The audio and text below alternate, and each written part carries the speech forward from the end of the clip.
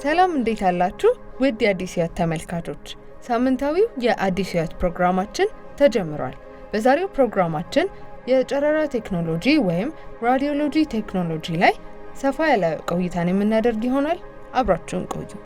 የጨረራ ቴክኖሎጂ ወይም የራዲዮሎጂክ ቴክኖሎጂ በዘመናዊ ሕክምና ውስጥ እጅግ ትልቅ አስተዋጽኦ አለው።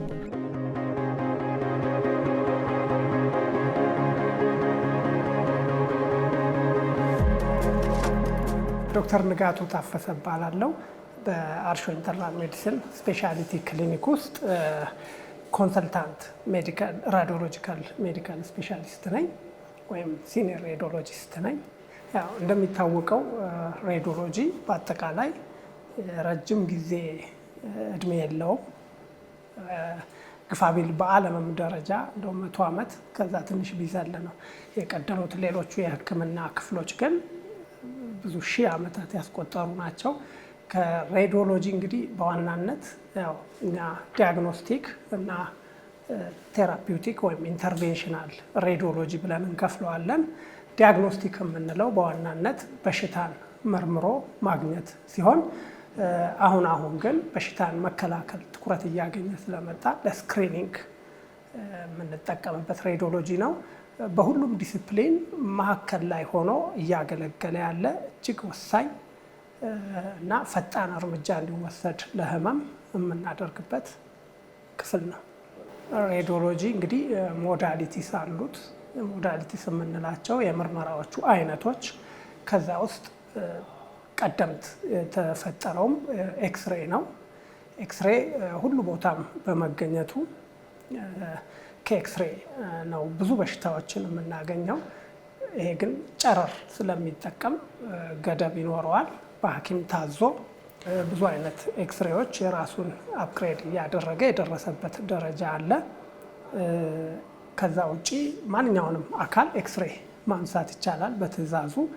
ከዛ ደግሞ አልትራሳውንድ አለ፣ ሁሉም ሰው የሚያውቀው ነው። አልትራሳውንድም በርካታ በሽታዎችን በተለይ አሁን የመጡት ማሽኖች ዲፕ እስከ 45 ሴንቲሜትር እየገቡ የሰውነትን ክፍል ፍንትው አድርገው ያሳያሉ። በኋላ እናያቸዋለን። እነ ማሞግራፊ በተለይ ሎዶዝ ጨረር ስላላቸው፣ አናሳ መጠን ጨረር ስላላቸው ደግሞ ለስክሪኒንግ በጣም ተመራጭ ሆነዋል። ስክሪኒንግ ብቻ አይደለም፣ ተጨማሪ ስለተገኘው በሽታ ተጨማሪ ኢንፎርሜሽን ይሰጣሉ። እነ ሲቲ፣ ኤምአርአይ እነዚህን ደግሞ ክሮስ ሴክሽናል እንላቸዋለን። ሲቲ ያው ጨረር ነው የሚጠቀመው። አሁንም ኤምአርአይ ማግኔት ነው፣ ከስሙ እንደምንረዳው እሱ ጨረር አይጠቀምም። እያልን ደግሞ ስንል ሬዲዮ ኒውክላይድ ወይም ትሬስ የምንላቸውን ኬሚካሎች በመጠቀም ደግሞ እነ ፔት፣ ስፔክት ስትራክቸራል ብቻ ሳይሆን የአንድን አካል ፈንክሽናል መረጃ የሚሰጡ ናቸው። ሌላው ኢንተርቬንሽናል ሬዲዮሎጂ ለሕክምና መዋሉ ነው።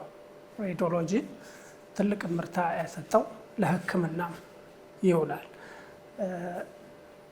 በተለያየ እንትን ከሰውነት ውስጥ ናሙናም የሚወሰድባቸው በተለይ አልትራሳውንድ እሱም ኢዝሊ አክሰስብል ስለሚገኝ በቀላሉ በማህበረሰባችን በዛ እየተጠቀምንም ናሙና እስከ መውሰድ አዳዲሶቹ ማሽኖች ላይ በሚገጠሙ መርፌውን ጋይድ በሚያደርጉ መሳሪያዎች ናሙናም እንወስዳለን። አንዳንድ በሽታዎችን ደግሞ ቀጥታ እዛው ሕክምና የሚሰጥበት ደረጃ ላይ ደርሷል።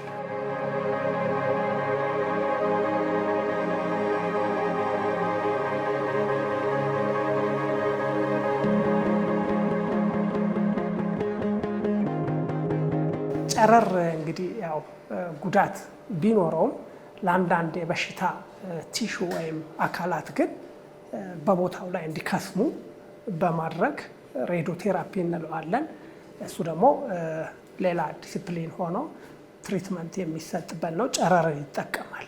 ጨረር ለበሽታ ማግኛ ወይም ለስክሪኒንግ ብቻ ሳይሆን ለሕክምናም ያንን የማይፈለግ የካንሰር ሴል እድገቱን ለመግታት ሲልም ደግሞ ከናካቴው ከሰውነት እንዲጠፋ ይደረጋል።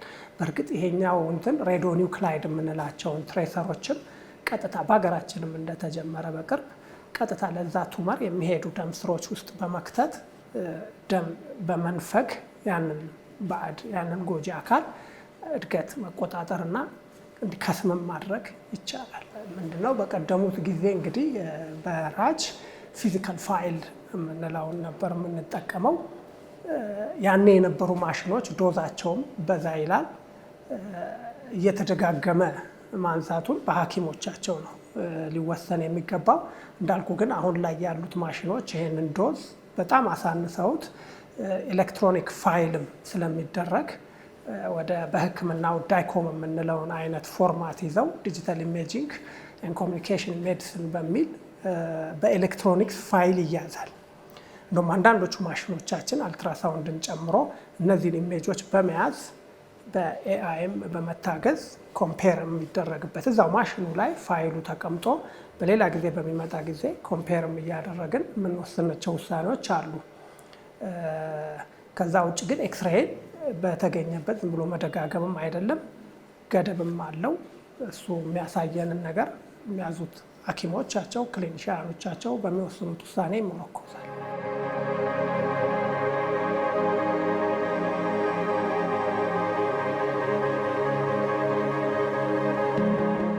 ፔሸንቱ እንግዲህ ኤክስሬ ክፍል ላይ የሚለጠፉ ማስታወቂያዎችን ማንበብ፣ የታዘዘበትን ወረቀት ይዞ መጥቶ ማንነቱን አረጋግጦ ነው የሚገባው። ከዛ ውጭ የሚለጠፉት ውስጥ ነፍሰ ጡሮች ማሳወቅ ይገባቸዋል ለእነዚህ ባለሙያዎች።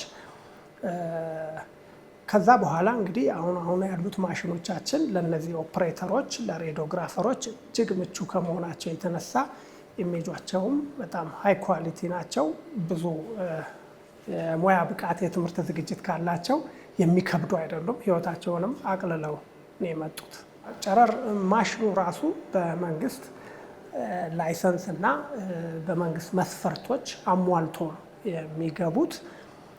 እነዚህ እንትኖች ያው በተሟላ ሩሙም ምኑም እንትንም ጨረር የማይደርስባቸው ቦታዎች ላይ የሚጠብቁ በሽተኞችም እንዲቀመጡ ይደረጋል።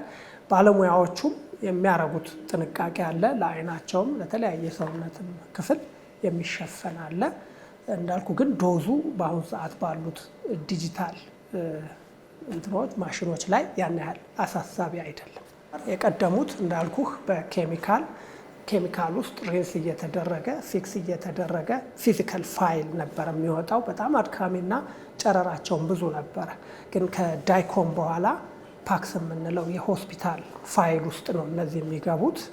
በእነዚህ ማሽኖች ከተነሱ በኋላ ቀጥታ ፋይል ውስጥ ይገባሉ። ፓክስ ይሄ ለብዙ ነገሮች መሰረት ሆኖ ተገኝቷል። ለምሳሌ በርቀት ሐኪሞች በማይደርሱበት ቦታ የተነሱ ኢሜጆችም ባለንበት ቦታ ያለምንም መጓጓዝ እርዳታም እንድንሰጥ በኮምፒውተር ከገባ በኋላ አንድ ኢሜጅ ዲጂታል ሆነ ነው የምንለው። ዲጂታል ከሆነ በኋላ በብዙ ስቴፖች ነው የተጓዘው ይሄ ነገር። አናሎግ ማሽኖችን ካሴት ላያቸው ላይ በመጨመር ያንን ካሴት ደግሞ ሪደር ውስጥ በመክተት አሁንም ዲጂታል አድርገነው ነበር። ከዛ በኋላ ነው ተሻሽሎ ፉሊ ዲጂታል የሆኑት ማሽኖች ደግሞ እያነሱ በከፍተኛ ፍጥነት በሰከንዶች ኮምፒውተር ውስጥ ኢሜጁ እንዲገባ ያደርጋሉ። ያ ለቴሌሜዲሲን መፈጠርም መንገድ ቀዷል። ቴሌሜዲሲን ወይም ቴሌሬዲዮሎጂ በርቀት ሆኖ ሬዲዮሎጂስቱ የራሱን ማንበብ እንዲሰጥ፣ ይሄ ደግሞ በሂደት አሁን ላይ ለአርቲፊሻል ኢንተሊጀንሶች ለኤአይ ኢንተርፕሪቴሽን ድረስ ኤአይዎችም የራሳቸውን እዛው ኮምፒውተር ውስጥ እገዛ እንዲያደርጉ ረድቶናል። ብዙ ልምድ ለሌላቸው ሬዲዮሎጂስቶችም በሽታውን እስከ ማግኘት ድረስ እየረዳ ይገኛል።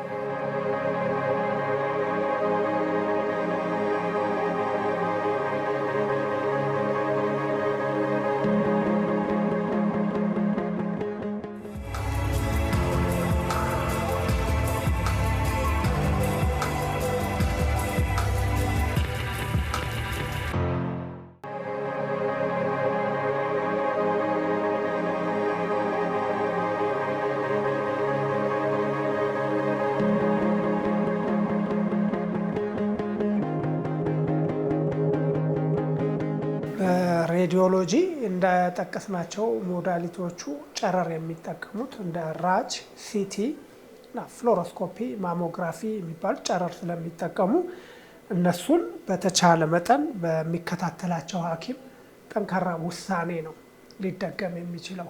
እንጂ በታማሚው ፍቃድ ብቻ ቢሆን ጉዳት ሊያደርሱ ይችላሉ ጨረር ስለሆኑ። ዞሮ ዞሮ ግን አሁን ዘመናዊዎቹ ማሽኖች ጋር ስንመጣ ማሞግራፊም ሆነ ኤክስሬይ ዶዙ በጣም ተመጣጣኝ፣ እንዲሁም ኦቶሜትድ የሆኑት ኤክስሬዎች ደግሞ አሁን እኛም እጅ የሚገኝ በሰውየው ውፍረት ወይም ሳይዝ ልክ ስለሆነ ዶዙን የሚለቁት ጎጂ አይሆንም እንጂ በቀደሙት ማሽኖች ላይ እኛም ራሳችን ለማንበብ በምንቸገርበት ጊዜ እየደጋገምን ወይ በታማሚው እንቅስቃሴ ወይ በፕሮሰሲንግ ላይ በሚገጥም ችግር እንደጋግም ነበር። ያ አሁን ቀርቷል። ሌላው የሚሰጡት ጨረር በጣም ፋስት እና ያልተመጠነ ጊዜ ስለሆነ ይሄም ዶዙን በጣም ቀንሶታል። ሐኪሞች በተለይ ራጅን ያለ ስጋት ደግመው በሽታውን ለመከታተል ወይም ለስክሪኒንግም የምንጠቀምባቸው ሆነዋል። በአሁኑ ሰዓት ትልልቅ ጨረር የሚለቁትና ሲቲ ናቸው። እነሱን በአመትም ስንደግም 2ቴም 3ቴም ማስበን የሚወሰን ነው።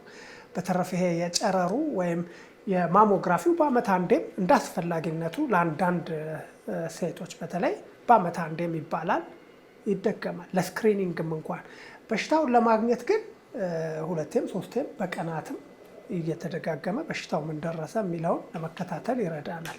ሌሎቹ ምርመራዎች አልትራሳውንድም ሆነ ኤምአርአይ ወይም ፔት ስፔክት እነሱ ላይ ጨረር ብዙ ጉዳይ ሆኖ አያሳስብም።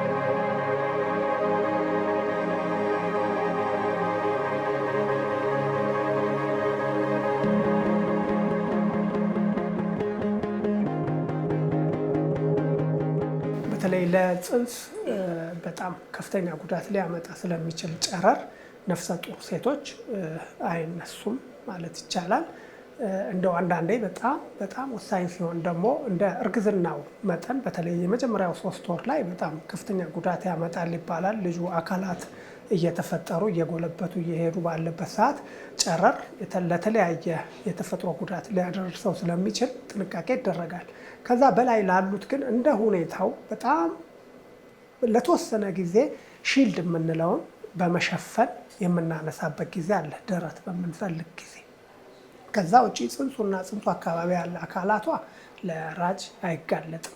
እንዲሁም እኛ የመውለድ እድሜ ላይ ላሉ ሴቶች ከሐኪሙ ሲያዝ ጀምሮ ከፍተኛ ጥንቃቄ ይደረጋል። ከተጠረጠረ ኤክስሬው የሚቀርበት ጊዜ በጣም ብዙ ጊዜ ነው።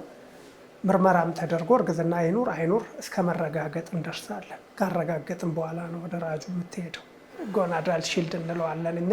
እሱን ሸፍነን ነው የተቀረውን አካል ራጅ ሲነሳ የሚሆነው። አይንም ላይ ቢሆን ጉዳት በሚያደርስ ባለሙያው ነው። እሱ እንኳን ባለሙያዎች የሚያጠልቁትም መነጽር ጨረር መከላከያ አለ። የተለያየ ቦዲ ፓርቶቻቸውን ባለሙያዎች ደግሞ ይሸፍናሉ። ኤፕረን የማድረግ ግዴታም ነው ወደ በሽተኛው በምንቀርብ ሰዓት። በተለይ በቀደሙት ጊዜ ፍሎሮስኮፒ የምንለው ምርመራ አብረነው ቆመን የምናደርግበት ሁኔታ ነበረ። የዛኔ እኛ ለብሰን አብረነው እንቆማለን። መድኃኒትም እየሰጠ ነው። የተለያዩ ኤክስሬዎች ይነሱ ነበር። እሱ አሁን በእነዚህ ክሮስ ሴክሽናል ሲቲ እና ኤምአርአይ እየተተካ ስለመጣ ብዙ ጊዜ አንጠቀሙ። አልባሳቶቹ ጨረሩን የሚከላከሉ ይደረጋሉ። ይሄ ዶዚሜትር የምንለው እንግዲህ ጨረሮች ቀጥታ የሚመጡ እኛ ፕራይመሪ የምንለው እና ሰከንደሪ ጨረሮች አሉ። ከሰከንደሪ ጨረሮች ማምለጥ ስለማይቻል ዶዛቸው ትንሽም ቢሆን ተደጋጋሚ ሲሆን ግን የመደመር እንትን ስላለው ባህሪ ስላለው ለባለሙያዎች ዶዝሜትር ይደረጋል። በየወሩ ይለካል። በአሁን ባሉን ማሽኖች ላይ ስጋት የሚፈጥር ሆኖ አላገኘ ነው። በጣም አነስተኛ ልኬት ነው የሚያሳየን፣ ግን ሬጉላርሊ አስገዳጅም ነው፣ ይለካል። ለምን ያህል ሰከንደሪ ጨረሮች ባለሙያዎች ተጋለጡ የሚለውን እናረጋግጣለን። በፊት ስንጠቀምበት ብዙም ያልቆየ እንደው 15 ዓመት በፊት ከነበሩት ማሽኖች በጣም ይሄ ነው ሊባል የማይችል በጣም ከፍተኛ ምርታ እድገት አሳይተዋል። አልትራሳውንዶች በፊት ሪዞሉሽናቸው በጣም የወረደ ነበር። ስብስብ ያለ ነው። የተወሰነ ነገር ነው የሚያሳዩት። ዴብዝ ቲሹ ውስጥ አይገቡም። ለታማሚውም ኮምፎርት። አሁን ይሄኛውን ማሽን ብታይ ጄሉ ማሞቂያ አለው፣ የራሱ ማሞቂያ። ያ በቅዝቃዜ ወቅት ላይ ሴንሲቲቭ የሆኑ ቦዲ ፓርት ላይ ጄሉን ስናረግ ለብ ያለ የሞቀ ደረጃ አለው። እያሞቅን እንጠቀማለን። ፕሮቦቹን ብናይ ያው ቤዚክ የሆኑ ስታንዳርድ ፕሮቦች አሉ። ስፔሻላይዝድ ፕሮብ አለ። ይሄ እነዚህ ከሰውነት ላይ ሆነው የምንሰራባቸው ሲሆን ይሄን ደግሞ በሰውነት ውስጥ ኢንዶካቪቲ የምንለው ከተን ነው። በማህፀን ከተን እንዳስፈላጊነቱ ውስጥ ያሉትን የመራቢያ አካላት በቅርበት ለመከታተል ከማህፀን ውጭ እርግዝና የሚባለውን ወይም ደግሞ አሁን አንትራል ፎሊኩላር ካውንት የምንለው አለ፣ ፈርቲሊቲ እንቁላሎቹን የመቁጠር ሂደት ስናደርግ ኦቫሪውን ወይም ቀረብ ብለን የምናየው በነዚህ ስፔሻላይዝድ በሆኑ ፕሮቦች ነው እንቁላሎቹን ለመቁጠር የምንችለው። ከዛ ውጪ ጥንስም ላይ በጣም እርሊ የሆነ አንዳንድ የሚያምታታ በላቦራቶሪም ሐኪሙን በሚል ሰዓት እርግጠኛ ለመሆን ማህፀንን ቀረብ ብለን ገና የተፈጠረን ከረጢቷን የምናይበት ስፔሻላይዝድ የሆነ ኢንትራቫጃይናል ፕሮብም አለን። ሌሎቹም ሪዞሉሽናቸው እጅግ በጣም ሃይ ሆኗል። ከዛ በላይ ይሄ ማሽን አርቲፊሻል ኢንተሊጀንስ አለው፣ ኤክስ አሲስታንት የምንለው በራሱ ተደጋጋሚ የሚለኩትን ይለካልናል። አንዳንዴ በሽታም ሊጠቁም ይችላል። በተለይ ልምድ ለሌላቸው ባለሙያዎች በደንብ አሲስት ያደርጋል፣ ሪፕሌስ ያደርጋል ማለት ሳይሆን በቀደሙት 10 የምንነካካቸውን አሁን ከአንድ አካል ወደ አንድ አካል ስንሄድ ራሱ አጀስት እያደረገ እይታውን ያማረ ሪዞሉሽኑን ወይም የምስል ጥራቱን ከፍተኛ እያደረገልን እሱ ራሱ ይሄዳል ማለት ነው። እኛ የምንነካካቸውን ቀንሶልናል። ዳይኮም ፓክስ እያልን ፋይሎችን ወደ ኤሌክትሮኒክ ፋይሎች ወይም ዲጂታል እንደሚደረገው ሁሉ የአልትራሳውንድን በአሁኑ ሰዓት ምስሉ በቪዲዮም ሆነ በአንድ ፎቶም በዳይኮም ተደርጎ ለቴሌ ሬዲዮሎጂ ሊላክ የሚችልበት ደረጃ ላይ ደርሰናል። በድሮ ኦፕሬተሩ ነው ቁጭ ብሎ ኢንተርፕሬት የሚያደርገው። አሁን ግን ኦፕሬተሩ ልምድም ባይኖረው እነዚህን ኢሜጆች በፓክስ ሲስተም ውስጥ ሰጥቶ ከዛ ክላውድን በመጠቀም ርቀት ላይ እንዲታዩ እንዲነበቡ ማድረግ ተችሏል።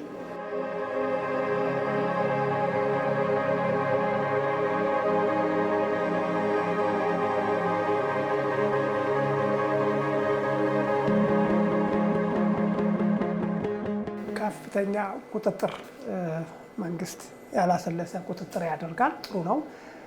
አንዳንድ የውጭ ምርመራም በሚደረጉ ሰዓት እዛ ተደራሽ የሆኑት አካላት ማሽኖቻችንን ካልተለወጠ ብለው እነዚህ ዘመናዊ ማሽኖች ይለውጣሉ።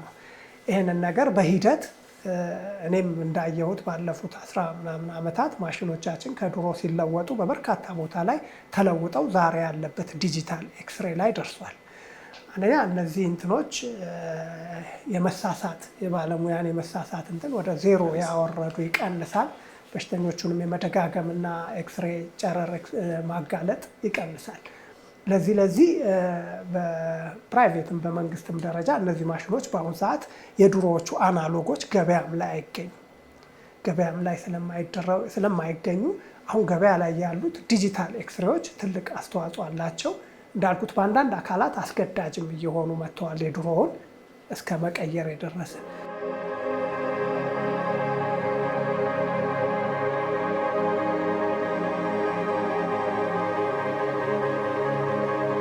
ደጋግሞ እዛም እዚህም በተለይ ኤክስሬዎቹና ጨረሮቹ ላይ ከመመርመር መታቀብ አለበት። ባለሙያዎቹን አንድ ቦታ ከጀመረ ፋይሎቹንም አሁን ላይ ያሉን አልትራሳውንድ ማሽን ራሱ ፋይሉን ይይዛል።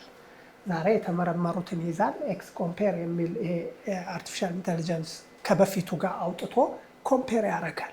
ከተደገመም እዚሁ ስቶርድ በሆነው ኢሜጃቸው ኮምፔር ተደርጎ ጠቃሚ መረጃ እንዲገኝ በባለሙያዎች ቢታዘዝ እንጂ እንደው አልትራሳውንድም ቢሆን ኤክስሬይም ቢሆን ያላግባብ መደጋገሙ ዋጋ የለውም። ስንደግምም የበፊቶቹን አይተን ፎሎ አፕ እንለዋለን። ለመከታተል በሚረዳ በሚጠቅም መንገድ የበፊት መረጃዎች ሳይስተጓጎሉ ሙሉ ለሙሉ ተሰጥቶ ከአሁኑ ጋር ተነጻጽሮ የተሻለ ሕክምና የማያዳግም ምርመራ እንዲያደርጉ እመክራለሁ በዚህ አጋጣሚ።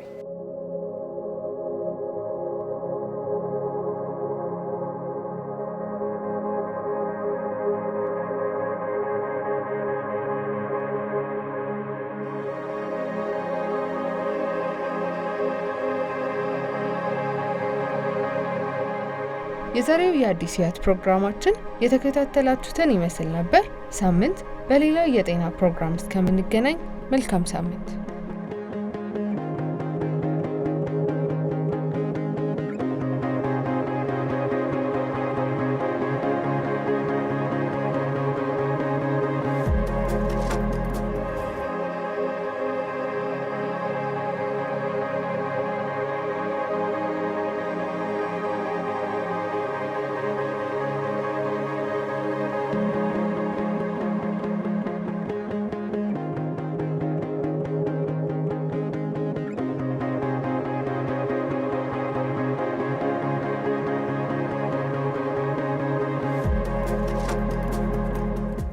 እስከ መጨረሻው ድረስ ከኛ ጋር ስለነበራችሁ እናመሰግናለን።